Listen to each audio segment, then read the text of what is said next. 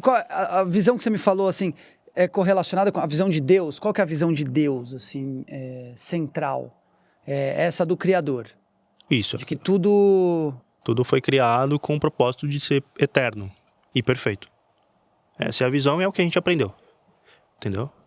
E isso é desde quando... Que assim, o cristianismo já existe há muitos anos, só que existiam interpretações diferentes. Então, lá no século XIX e tal, o Charles Taze Russell, que foi uma das 5 testemunhas de Jeová que se reuniu como um grupo. E foi ali o começo, quando foi o começo? Vamos colocar ali que seja o começo, mas o cristianismo já existia com Cristo, tá? Já existia antes. Que os testemunhos de Jeová, é uma base do cristianismo. Isso, é uma vertente cristã. Uma vertente. Tipo, eles começaram a estudar e a perceber que aquele cristianismo na época não seguia exatamente o que estava na Bíblia. Então ele começou a se apartar daquilo e a duvidar daquilo, né? Começou a se apartar de algumas coisas, a duvidar daquilo, e foi quando eles lançaram a primeira sentinela, enfim, onde eles trouxeram o ponto de vista deles sobre determinado assunto deles, né? Daquele grupo. E foi ali que, literalmente, assim, vamos colocar, que surgiu as testemunhas de Jeová, né? Mas isso, as testemunhas de Jeová, eu posso te colocar aqui, o nome testemunha de Jeová, pode colocar assim. Mas as testemunhas de Deus já surgiu na época de Cristo, quando eles começaram a seguir Cristo. Entendeu? Quando Cristo esteve na Terra. Até porque eles estavam frente com uma das expressões mais fortes e perfeitas que já existiu. Então, voltando a Jesus agora, vamos voltar para o passado um pouquinho rapidinho. Quando Jesus ele multiplicou os peixes, né? Falei que eu corro aqui. Quando ele fez a multiplicação de peixes, quando tinha milhares de pessoas que seguiram ele, estavam com fome, e Jesus viu que tinha 3 peixinhos lá e multiplicou pão, multiplicou vinho. Então, por ali você já tem uma base que já existia várias e várias pessoas que já seguiam a Cristo. Então, ali já começou as testemunhas de Jeová, vamos colocar assim. O nome surgiu em 19, século XIX. Mas isso já acontecia antes, entendeu?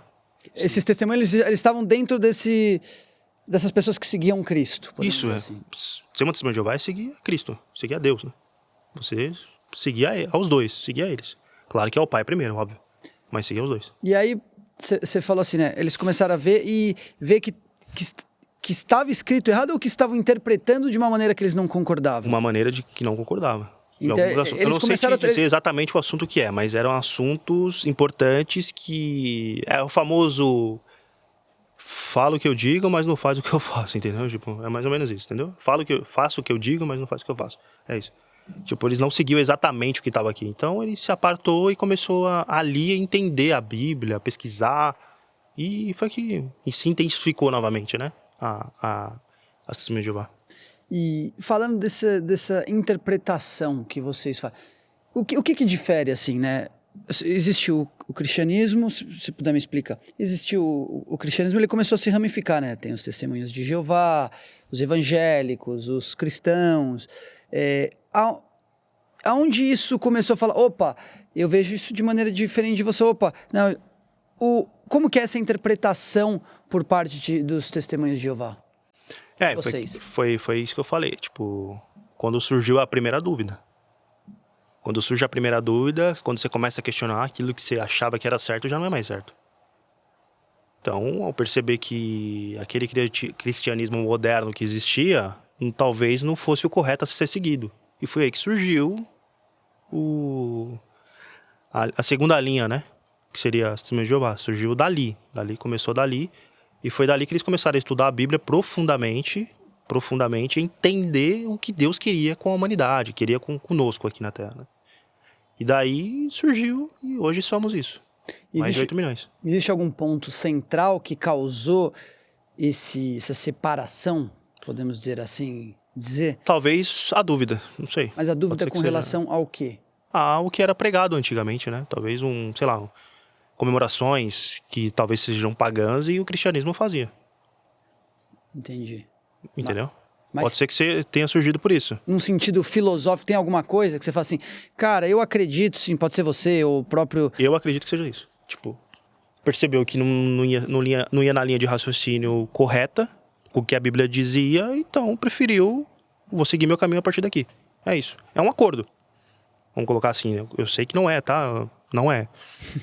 Mas eu tô tentando fazer de uma forma ilustrativa, para que todo mundo entenda como pode ter acontecido, mas a gente sabe que não é assim. Pode ser também, eu acho que eu tenho plena certeza disso, quase plena certeza disso, não vamos colocar assim, né, que eu não tenho, que o próprio Espírito Santo de Deus agiu na hora. Sei lá, tocou em um dos 5, Charles Taze Russell, que é o fundador, vamos colocar assim. Claro que ele não é o fundador, ele foi o cara que começou. Pode ter tocado nele. Charles Taze Russell. Taze Russell. Isso foi aonde? No século XIX, Estados Unidos.